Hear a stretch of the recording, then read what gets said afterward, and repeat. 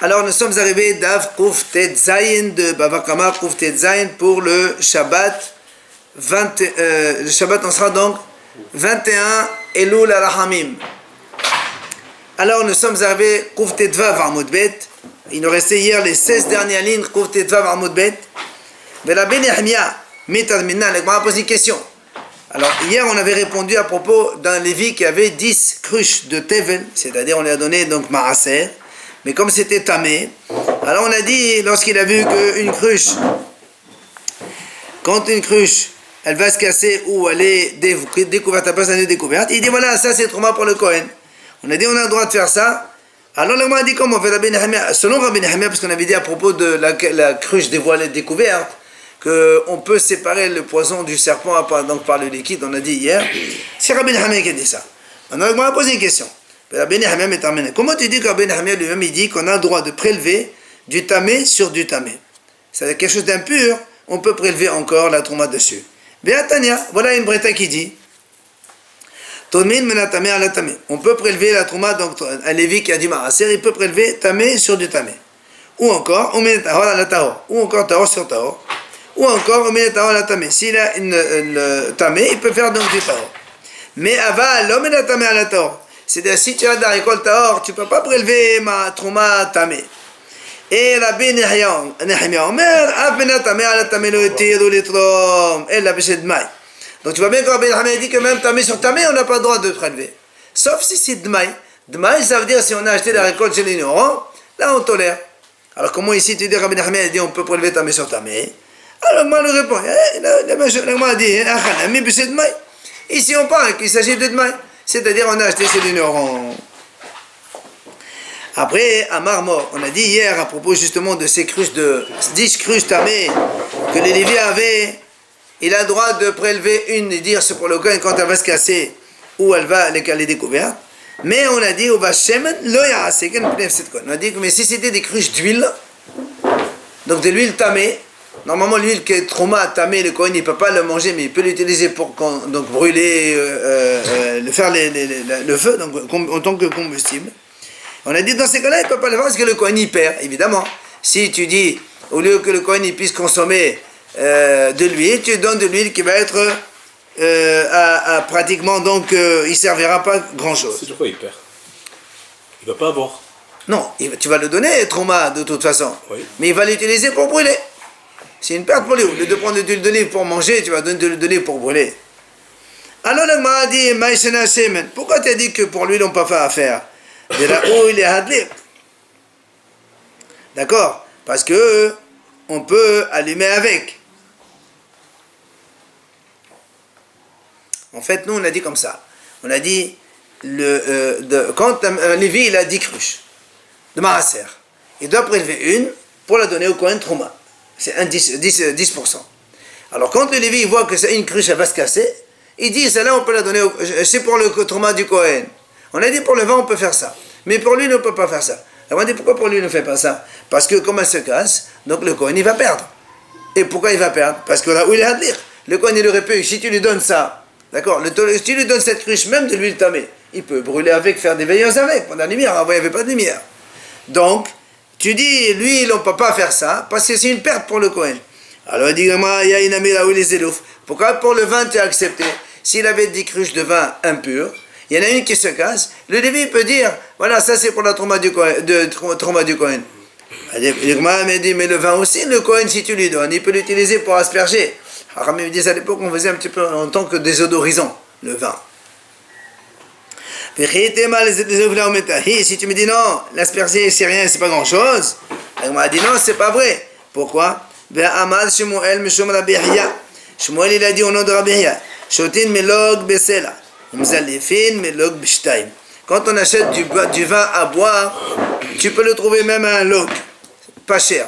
Mais pour asperger, il coûte 2 logs. Ça, tu vois même que pour asperger, le vin il est plus important. Alors?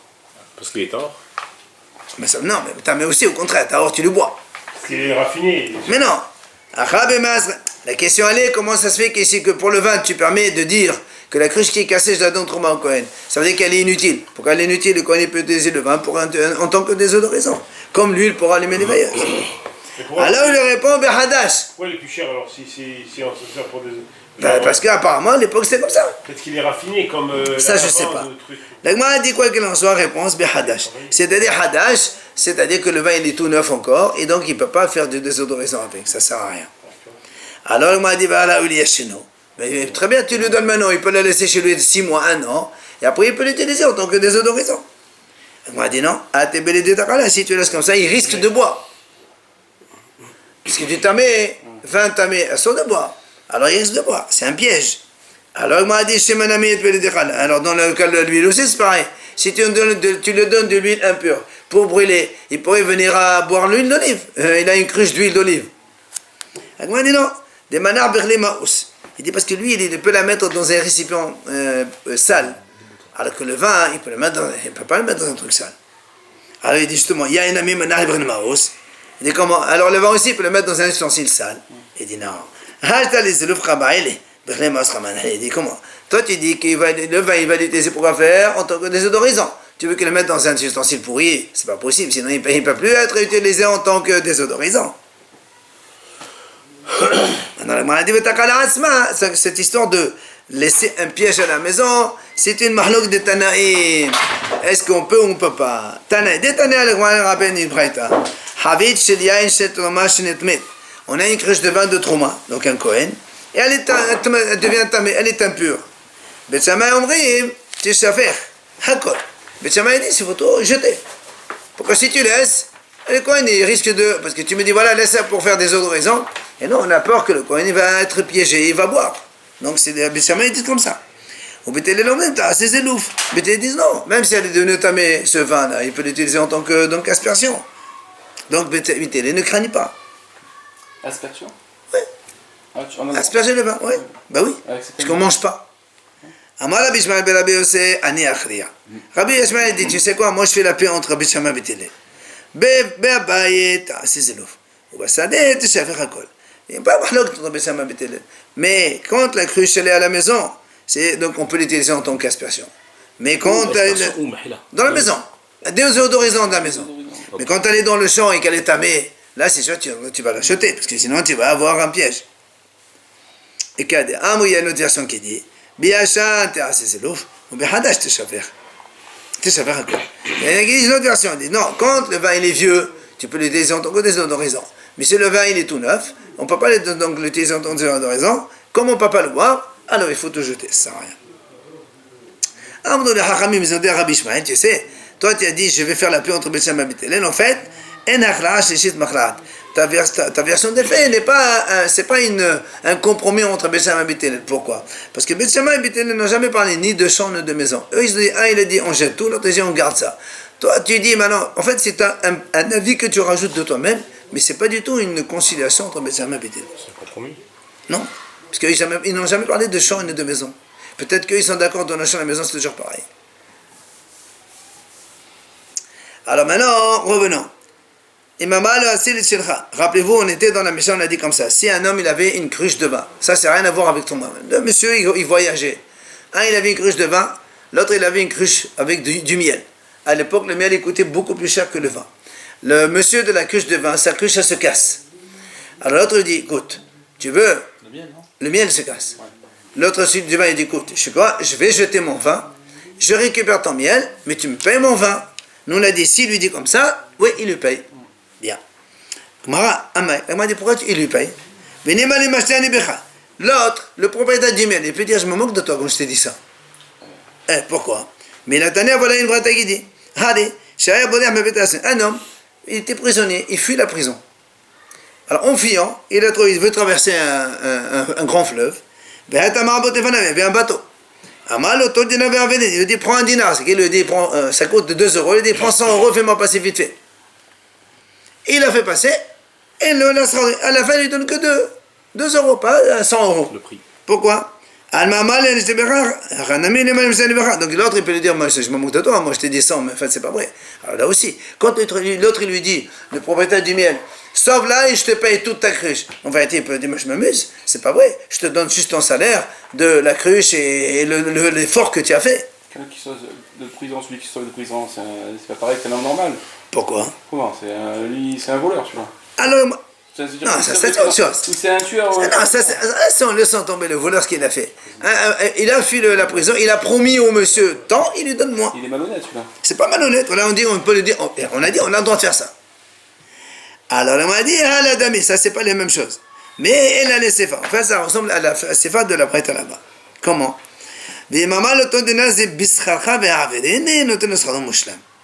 On m'a dit, non, là-bas, en fait, il s'agit d'un cas où il lui a dit comme ça, prends ce dinar, comme on a dit, 100 euros, pour ton salaire, et fais-moi passer.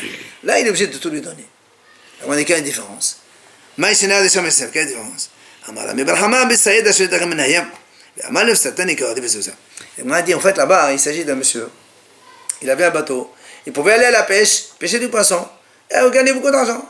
Et le monsieur, il est venu le prisonnier. Il lui a dit, écoute, tu me fais passer, je te donne 100 euros.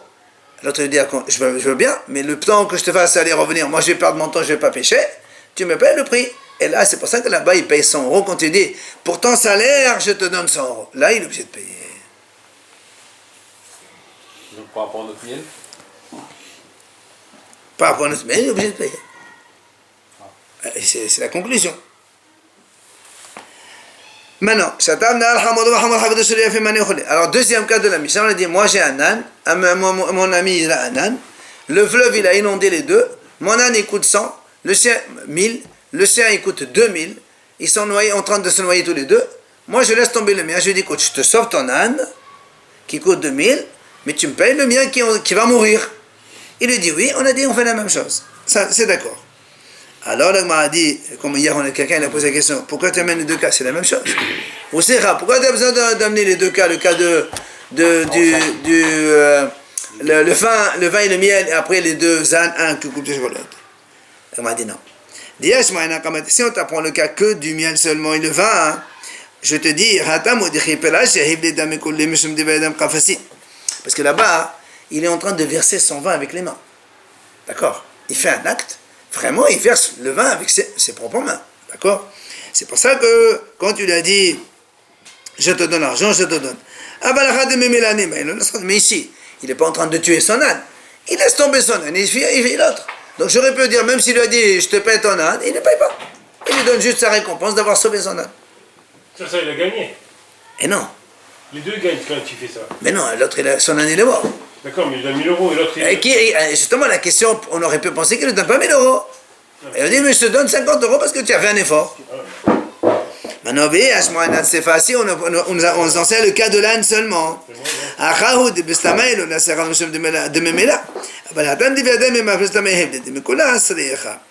Si on t'enseigne le cas de l'âne, moi j'aurais dit ici, dans l'âne, on a dit, même Bistama, c'est ça. Même s'il ne lui dit pas, je sauve ton âne et tu me payes le mien. Même s'il ne dit rien. Tout seul, il court, il sauve le sien, il lui paye le salaire. D'accord? Mais dans le cas dans l'âne, il ne paye pas. Mais dans le cas du vin, où le monsieur, exprès, il verse son vin par terre pour lui sauver son miel, j'aurais dit, même s'il ne lui dit rien, il est obligé de lui payer. Non, je vais lui payer tout son vin. Et on t'enseigne que non. Ah non, on a dit qu'on paye que le salaire. Sauf s'il lui dit, à condition à l'avance, si tu veux, je te sauve ton miel, tu me payes mon vin, là il est obligé de payer. Alors je n'ai pas bien compris pourquoi il faut rapporter l'histoire de l'âne par rapport à qu'est-ce qu'il y a de plus. Voilà, si on te dit que l'âne seulement, j'aurais dit l'âne, quand il dit bistama, il lui dit pas, je te sauve ton âne, et je laisse tomber le mien, tu me payes. Dans la mission on a dit, il ne paye pas. D'accord? Alors moi j'aurais dit, si on t'enseigne que ce cas-là, j'aurais dit, si c'était l'histoire du vin et du miel, même s'il lui dit rien, il est obligé de lui payer quand même le vin. Parce qu'il a fait un acte censé. Ah, il n'est pas obligé de lui payer l'âne. Sauf s'il lui dit. Il dit, je te sauve ton âne, et oui, tu me donnes, oui. Maintenant, regardez la question. Imaginons que ce monsieur, il a dit, voilà, je te sauve ton âne qui coûte 2000, moi le mien est en train de mourir, tu me rembourses 1000. Il a dit, il n'y a pas de problème. Il va, il court, il sauve l'âne. Après, miracle, son âne, il est sauvé. Ah. Le sien, il est sauvé. Est-ce qu'il lui paye quand même ou pas? Oui. L'agma a dit. Alors, il a dit, on l'aime celui-là, il lui paye, il garde son âne. Ah ouais. Il a respecté son engagement. Voilà. Et l'agma nous ramène ici, qu'il y a Rav Safra, une histoire, petite histoire. Rav Safra, il était dans un convoi, les gens ils voyageaient ensemble. La Benoît Ali, il y avait un lion qui les accompagnait. Un lion. Et quand ils accompagnaient, du coup, le lion, il n'y avait pas des bêtes sauvages qui venaient pour leur manger à eux des histoires. Donc le lion, un petit peu, c'était un peu le gardien. Mais le lion, tu ne peux pas laisser s'en manger. Alors chaque soir, un des voyageurs, il donnait un âne à manger au lion.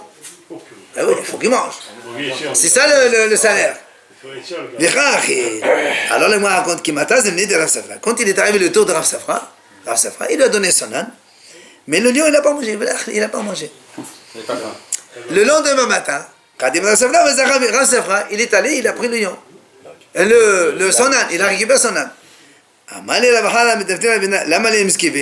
Pourquoi il a besoin de l'acquérir? Parce que lui, en fait, il avait peur que si demain matin un autre vient, il le prend, il le garde. Parce que l'âne, il est hefker, il a été abandonné. Lui, il est parti, on va faire l'acquisition. Rabbi a dit, pourquoi il a besoin de faire ça?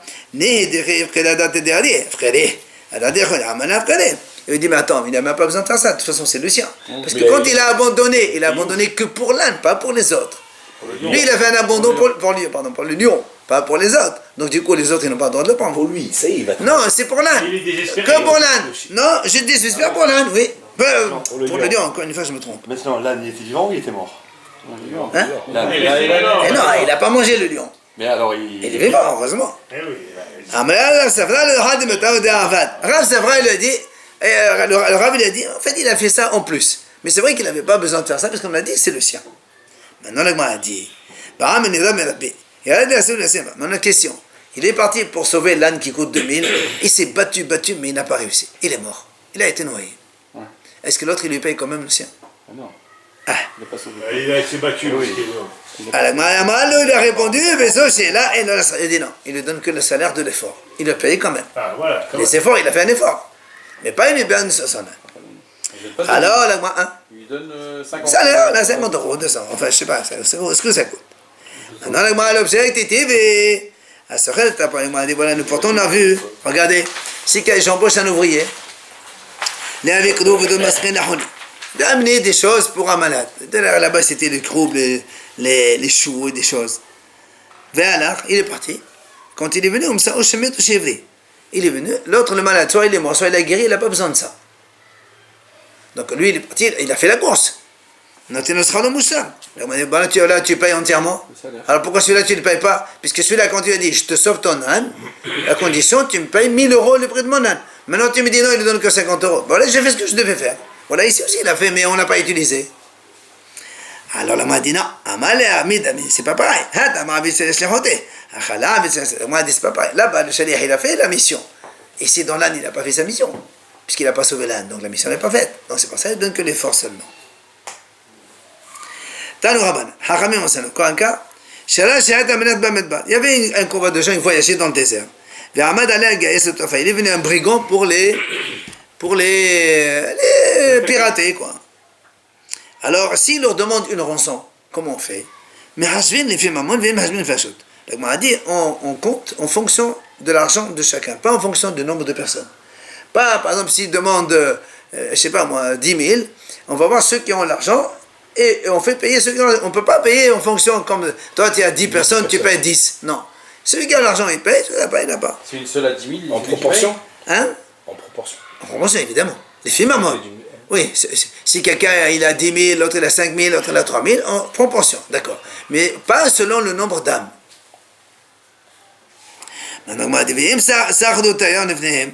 Si maintenant, ils ont pris avec eux, et eux-mêmes ils ont embauché, les voyageurs, ils ont embauché un guide qui doit les guider quelque part. Alors là, il dit, ils doivent compter même selon les nombres d'âmes, parce que le fait d'avoir un guide et qu'ils sont quand même trompés de chemin, c'est un danger pour tout le monde.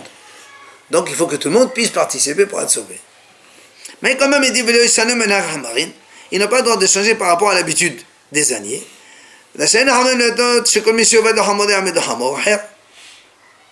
Ils peuvent, les âniers entre eux, faire une condition que si quelqu'un y perd son âne, les autres se chargent de donner un âne pour continuer la route avec.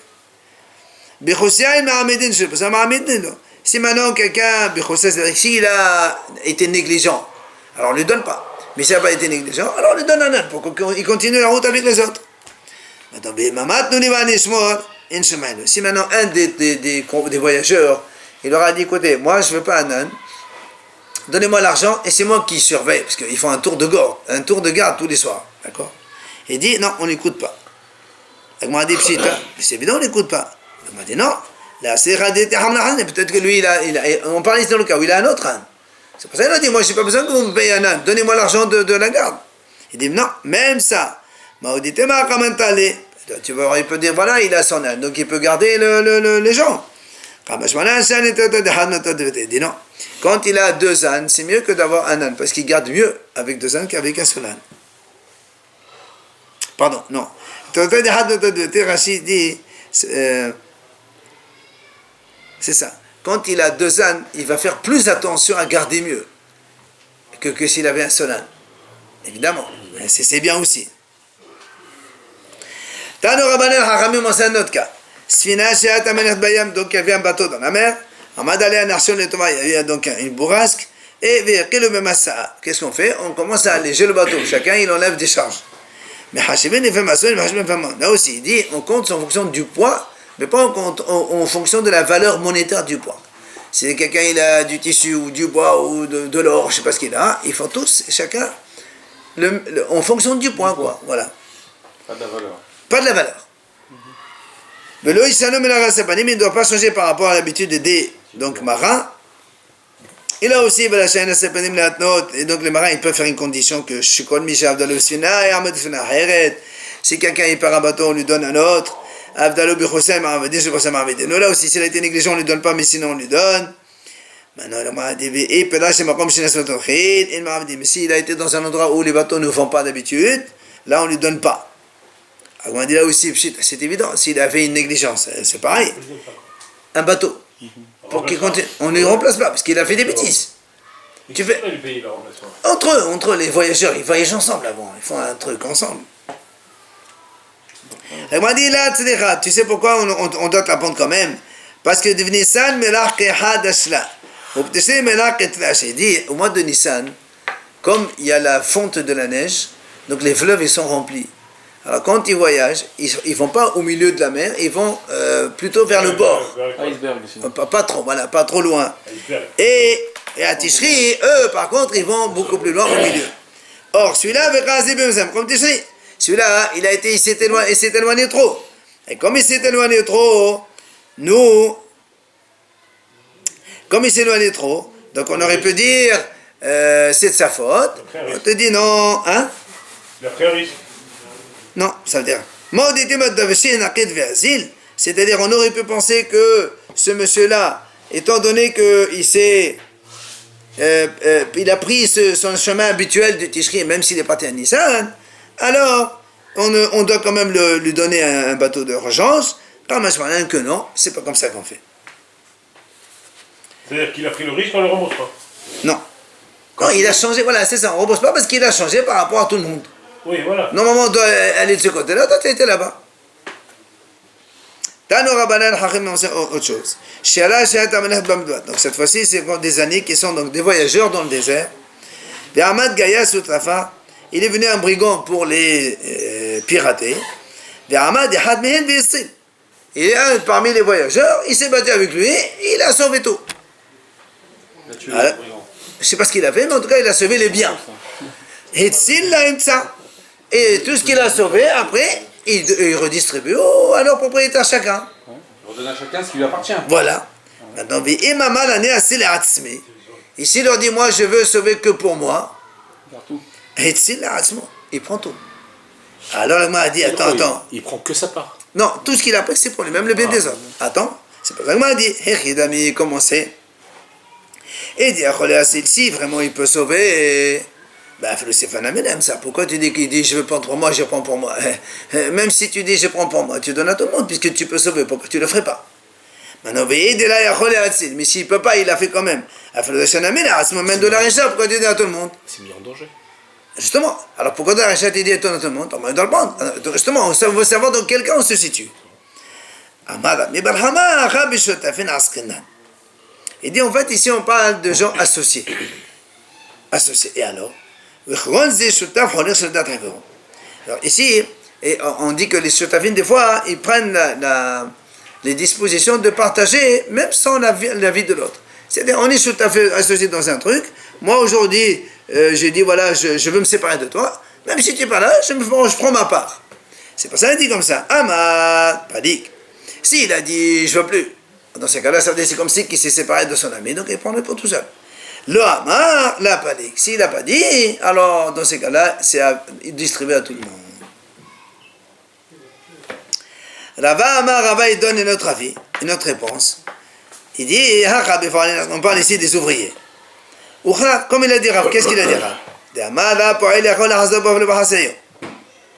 Un ouvrier, il peut revenir, ça dit, il travaille chez toi. Au milieu de la journée, il dit, voilà, je vais plus travailler, je vais partir. Il a le droit, il part. Donc tu le paies là. Tu paies la moitié.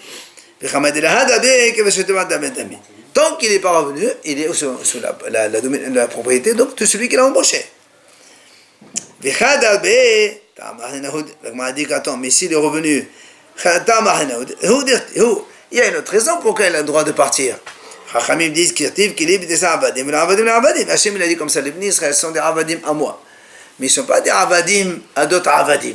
C'est-à-dire les ouvriers, ils ne sont pas esclaves de leur patron, de leur maître. Donc c'est pour cette raison qu'Hachem dit quand un poil il a travaillé, il veut partir, il a le droit de partir. Il a un contrat, il ne peut pas partir comme ça. Ici, il peut partir. Mais non. Oui. Si tu as terminé un travail, on verra ça dans Baba Msia là-bas, toutes les discussions. S'il est à mi-temps ou pas à mi-temps.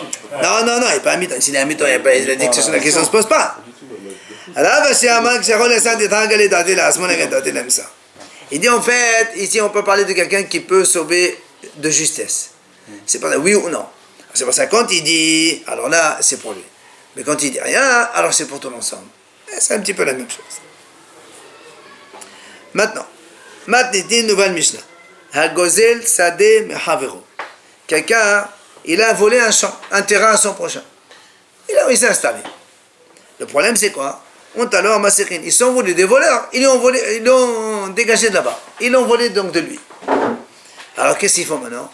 La Mishnah dit, Immakat Medinahi, si en fait les voleurs ils ont pris par exemple toute la région, tous les terrains qui étaient autour, ils ont tout pris.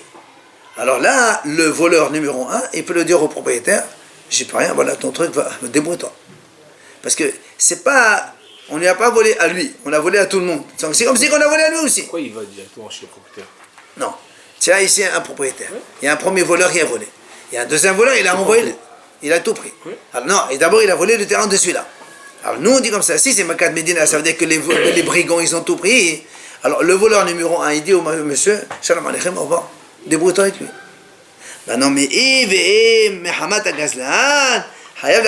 si le voleur numéro 2, il est venu, rien que celui-là, le voleur numéro 1, il lui a pris son terrain, alors là, lui, il doit rembourser. C'est le voleur numéro 1 qui doit rembourser, donc le propriétaire. C'est le voleur. Mais justement, il faut lui Il est rembourser. acquéreur. Mais non, parce que toi-même, tu as volé le premier, on te l'a volé, c'est à toi de me rembourser. Tu C'est un comprends? voleur. Pourquoi il va pas directement chez le deuxième qui récupère son... Imagine le deuxième, c'est le roi. Et voilà. C'est pour ça qu'il dit Makat Medina. Imagine que c'est le roi qui prend tout. Et voilà, tu peux rien faire. Mais quand même, l'autre, il doit payer si c'est le sien seulement. Alors, c'est pour ça qu'on dit tout à l'heure un Masekin. D'accord? Masekin. C'est ce qu'on appelle des gens qui viennent par force. Squatter. En fait, c'est plutôt souvent les gens du roi qui prennent les terrains. Alors, Magma nous fait une petite parenthèse ici au niveau du langage. Amar Rav Nachman Bad Ishaq. Rav Nachman Bad Ishaq il dit Ma detani masiqin la mishtabash, ma detani masiqin la mishtabash. C'est-à-dire, toi tu dis masiqin avec un samer, ou tu dis masiqin avec un tzadi, les deux c'est valable. Il explique pourquoi la Gemara. Ma detani masiqin la mishtabash, dirtiv, bemasod ou masok. C'est la paracha de demain matin. Parachat Kitavo. Parachat Kitavo, c'est la dove de demain, c'est la parachat de demain. Quand j'arrive. Il y a marqué Bemasor ou Masor. Masor, c'est-à-dire donc on te prend par force. D'accord? Oman détani masirin avec sa mère. Et celui qui il lit avec sa mère. Là aussi, la Meshtabash, il a raison. Pourquoi? Là aussi, c'est un pasuk de demain. Dirtiv, Yeyare chasser la salle, ça aussi dans la paracha de demain, deux fois. Maintenant, tu vois, il y a marqué Saka avec Sambar. Le Targum de c'est la salle, c'est Saka avec Sambar.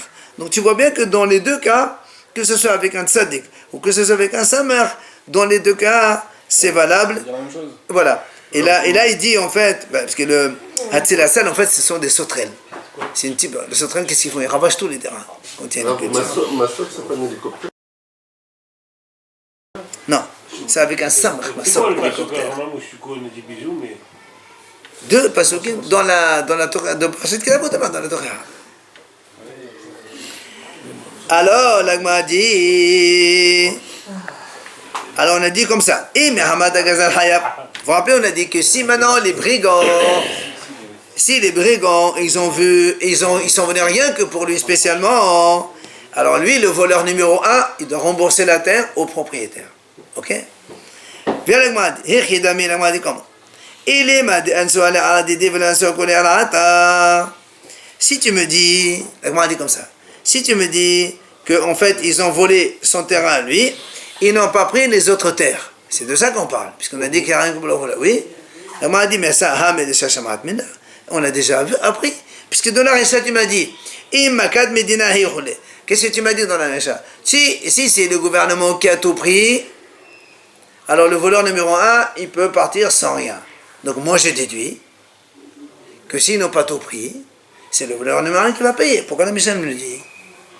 D'accord, c'est clair. Toi, tu me dis dans la Récha, la première partie de la Mishnah. Si c'est une Makat Medina, donc on a tout pris, tous les terrains qui étaient dans la région, alors le voleur numéro 1, il n'a rien à dire. Enfin, le patron, le propriétaire, il ne peut rien dire au voleur numéro 1. Il dit, c'est pas de ma faute, là, c'est tout le monde qui a été pris. Ça dit, même si tu étais c'est pareil.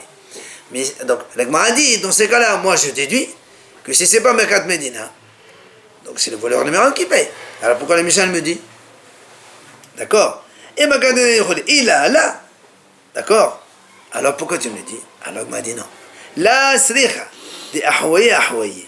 Ça veut dire en fait ici, le voleur numéro 1, c'est pas qu'on lui a volé. Donc lui, il a volé un terrain. Après il a entendu, il avait des gens du roi qui voulaient voler des terrains. Et c'est lui qui leur a monté, dit prenez celui-là. Celui qui l'a volé. Quel intérêt? Ah. C'est pour ça qu'il paye. C'est pour ça que... Non, j'aurais pu penser, c'est eux qui l'ont volé, il va te débrouiller toi. Ouais, mais s'il est malin. Quel intérêt qu'il a Imagine qu'il y a un terrain à côté, c'est le sien, et il y a le terrain, celui qui a volé, et là il leur dit prenez celui-là. Mais c'est quoi la loi, il ne dit pas. Maintenant que le gouvernement il a pris, il ne rembourse pas, il leur dit c'est eux, c'est pas moi. Tu comprends? C'est pas déduit d'office. On déduit quand c'est lui qui a volé, d'accord? Mais là, il a juste montré les choses. Le terrain au Gazlanim. Alors, la Mishnah te dit, même dans ce cas-là, qu'il a juste montré le terrain, il doit quand même payer. C'est quand même important de le dire. Une autre version là,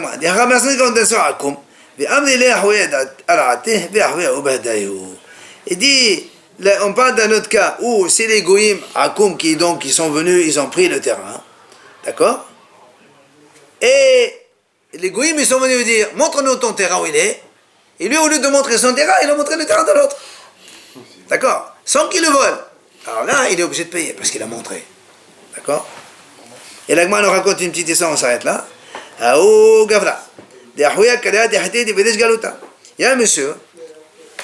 Les goïms ils sont venus pour prendre du blé, voler, brigander quoi, pirater, prendre de force. Qu'est-ce qu'il a fait lui? Il leur a dit voilà ici, il y a un dépôt ici, il y a beaucoup de blé. Et c'était le blé de Rish Galuta, carrément. Il a osé prendre le grand rabbin de la ville, il a dit voilà c'est le blé de celui-là. Alors, Atal Ramé de Rav Nahman, il est parti de Rav Nahman, Rav Nahman, il a dit tu payes. Ce qu'on a dit nous. Alors moi raconte. Yativ Rav Yosef Achodet Ravuna Balhia. Rav Yosef il était derrière Ravuna. Yativ Ravuna Balhia Kamed Ravnahman. Et Ravuna il était devant Ravnahman. Alors Amalé Ravuna Balhia Ravnahman. Il dit donc Ravnahman c'est lui qui a donné la décision. Paye. Alors Ravuna il dit dis-moi, dinar ou massa? Est-ce que ça c'est un din ou c'est un qui a voulu le punir? Amal il lui a dit Matitinhi, c'est la Mishnah, comme on l'a vu. Il a dit la Mishnah, voilà. Détani Mohamed Gazal Hayab, l'Ahmed Sadeh. Donc, il a dit, c'est notre Mishnah. On a dit, dans notre Mishnah, on parle de cas où quand tu montres quelque chose à l'autre, c'est toi qui paye. Donc, c'est digne. Bata de Nafa, après qu'il est sorti, Rav Nachman, Amal et Rav Yosef, Rav Huna Bahia. Rav Yosef, il dit à Rav Huna, il dit, je te comprends pas. Mais il a frère l'Arméné, et Denaïk Nassa. Et qu'est-ce que tu t'en fous, toi, que ce soit un dîne ou c'est une sanction? Qu'est-ce que ça te change? Qu'est-ce que ça change? Il doit payer. Amal, il a dit, non, ça change, tu sais quoi? Il dit, na, gamnenan mele, Ernassa, la gamnenan mele. Il dit, si c'est un dîne, donc on peut apprendre de lui, on fait ça à tout le monde. Mais si c'est Gurna, c'est une sanction qui lui a fait une petite amende, là tu peux pas apprendre. Lui, Rav Nachman, on ne peut pas le faire à tout le monde. D'accord? C'est pas ça la différence. Après, la Gemara dit, on verra après 2 Menatemara.